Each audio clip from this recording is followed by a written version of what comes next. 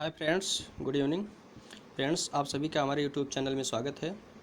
Friends, आज अपने हम इस वीडियो में बिहार सिविल जज के सिलेबस के बारे में बात करेंगे कि आपको किस तरह से प्रिपरेशन करना चाहिए और वहाँ का सिलेबस क्या है, क्योंकि जब तक हमको सिलेबस नहीं पता रहता है तो प्रिपरेशन उस हिसाब से हम नहीं कर पाते हैं। जैसा कि फ्रेंड्स, सबसे पहले आपको अगर बिहार न्यायिक सेवा से जुड़े हुए हैं या एपीयू से जुड़े हुए हैं तो आप ये जानिए कि आपको किसी भी एग्ज़ाम को क्रैश करने के लिए आपको 3 स्टेज से गुजरना होगा।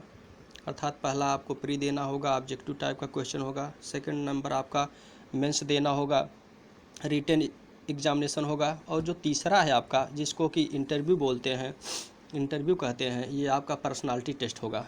फ्रेंड्स, आइए देखते हैं कि जो प्री एग्जामिनेशन का जो सिलेबस रखा गया है, प्री एग्जामिनेशन में हम किस प्रकार से प्रिपरेशन करें कि प्री एग्जामिनेशन हमारा क्रॉस हो जाए। जैसा कि फ्रेंड्स, प्री एग्जामिनेशन के बारे में हम बात करें तो प्री एग्जामिनेशन में आपका 2 पेपर होगा। फर्स्ट पेपर के अंतर्गत आपका जीएस रखा गया है और सेकंड पेपर के अंतर्गत आपका लॉ रखा गया है। फ्रेंड्स, अगर अभी तक आप लोगों ने मेरे चैनल को सब्सक्राइब, लाइक, शेयर नहीं किया है तो आप हमारे चैनल को सब्सक्राइब, लाइक, शेयर कर दें।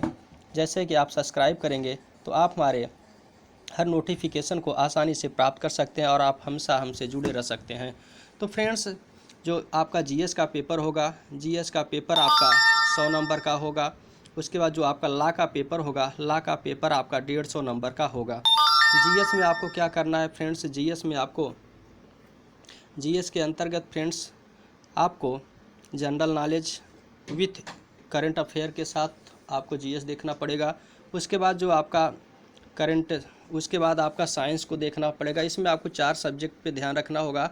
आपको हिस्ट्री देखना है, ज्योग्राफी देखना है, उसके बाद साइंस देखना है, उसके बाद करंट अफेयर देखना है। फ्रेंड्स, उसके बाद अगर सेकंड पेपर की बात करें तो इसमें सबसे पहले एविडेंस को रखा गया है और प्रोसीजर को रखा गया है। उसके बाद कॉन्स्टिट्यूशन लॉ है, एडमिनिस्ट्रेटिव लॉ है, हिंदू विधि है, मोहम्मडन विधि है, टीपीए है और इक्विटी है, ट्रस्ट है और एसआरए है। उसके बाद आपका कॉन्ट्रैक्ट और टाइट है। उसके बाद आपका कमर्शियल रख दिया गया है। तो फ्रेंड्स, इसमें मैं आपको एक ट्रिक बता रहा हूँ, उस हिसाब से आप पढ़ाई करेंगे तो बिहार के लिए काफ़ी ज़्यादा हेल्पफुल होगा। इसमें सबसे ज़्यादा फोकस आपको कॉन्स्टिट्यूशन लॉ और एडमिनिस्ट्रेटिव लॉ पे करना है, जहाँ से कि आपके 20-20 के नंबर के क्वेश्चन पुटअप होते हैं। 20 नंबर का क्वेश्चन आपका कॉन्स्टिट्यूशन से आएगा, 20 नंबर का क्वेश्चन आपका एडमिनिस्ट्रेटिव से आएगा। उसके बाद आपका जो ये रहा सेकंड हिंदू मुस्लिम है, हिंदू मुस्लिम पे भी आपको ज़्यादा फोकस करना है, क्योंकि यहाँ से भी आपके 10-10 नंबर के क्वेश्चन पूछे जाते हैं। उसके बाद आपको टीपीए पे थोड़ा ध्यान देना है, टीपीए से आपके 10 नंबर के क्वेश्चन पूछे जाएंगे। उसके बाद आपका जो प्रिंसिपल ऑफ इक्विटी, उसके बाद लॉ ऑफ ट्रस्ट और एसआरए है, इन सबसे 15 नंबर के क्वेश्चन पूछे जाएंगे। 10 नंबर के क्वेश्चन, क्योंकि इक्विटी और ट्रस्ट दोनों मिलाकर 5 नंबर का क्वेश्चन, एसआरए से 5 नंबर का क्वेश्चन पूछा जाएगा। उसके बाद लॉ ऑफ कॉन्ट्रैक्ट और लॉ ऑफ टाइट, इन दोनों से मिला के आपके 30 नंबर के क्वेश्चन पूछे जाएंगे। तो सबसे ज़्यादा जो फोकस करने का सब्जेक्ट है कॉन्स्टिट्यूशन लॉ है, एडमिनिस्ट्रेटिव विथ उसके साथ जुड़ा हुआ है। उसके बाद लॉ ऑफ कॉन्ट्रैक्ट और टाइट, क्योंकि यहाँ से 40 नंबर, यहाँ से 30 नंबर, 70 नंबर यही आपके कवर कर दे रहा है। उसके बाद फ्रेंड्स, अगर हम बात करें जो कमर्शियल लॉ के अंतर्गत है, कमर्शियल लॉ के अंतर्गत सेल ऑफ गुड एक्ट्स है, इसमें आपको 5 नंबर के क्वेश्चन पूछे जाएंगे माल विक्रय अधिनियम से। उसके बाद फ्रेंड्स, यहाँ हम बात करें निगोशिएबल इंस्ट्रूमेंट एक्ट की बात करें तो इससे भी आपके 5 नंबर के क्वेश्चन, कंपनी से आपके 5 नंबर के क्वेश्चन, पार्टनरशिप से आपके 5 नंबर के क्वेश्चन पूछे जाएंगे।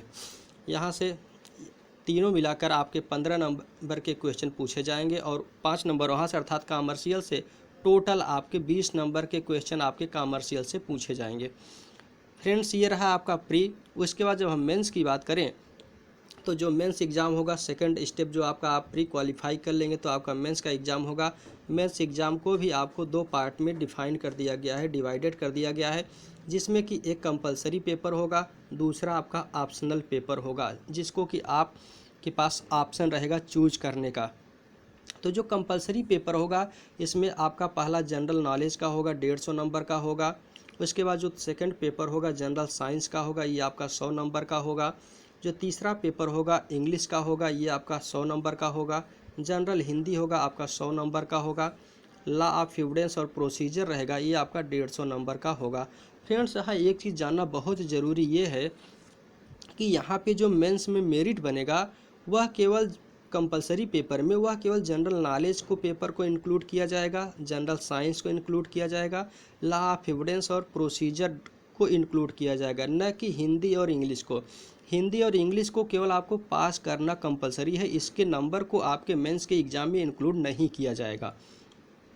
उसके बाद फ्रेंड्स जो आपका ऑप्शनल पेपर है, ऑप्शनल पेपर जैसे ही आप फॉर्म फिलअप कर रहे होंगे उसी समय आपसे ऑप्शनल पेपर के बारे में पूछा गया था। तो ऑप्शनल पेपर में इन 5 पेपरों में से 5 सब्जेक्टों में से आपको 3 सब्जेक्ट को चूज करना था।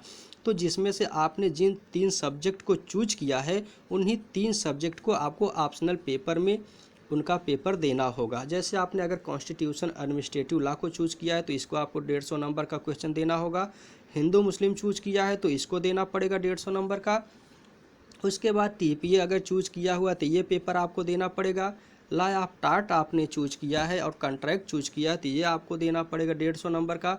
अगर आपने कॉमर्शियल को चूज़ किया है तो आपको ये पेपर 150 नंबर का देना पड़ेगा। कॉमर्शियल में आपके 5 सब्जेक्ट आ जाते हैं, छोटे छोटे एक्ट हैं, माइनर एक्ट हैं, सेल ऑफ गुड एक्ट्स है, नेगोशिएबल है, कंपनी है, पार्टनरशिप है, सॉरी 4 आ जा रहे हैं। अगर इसके बाद आप मेरिट लिस्ट में आते हैं, क्रॉस कर जाते हैं, अर्थात प्री और मेंस क्रॉस कर जाते हैं, क्वालिफाई कर जाते हैं, तब आपको इंटरव्यू के लिए बुलाया जाएगा।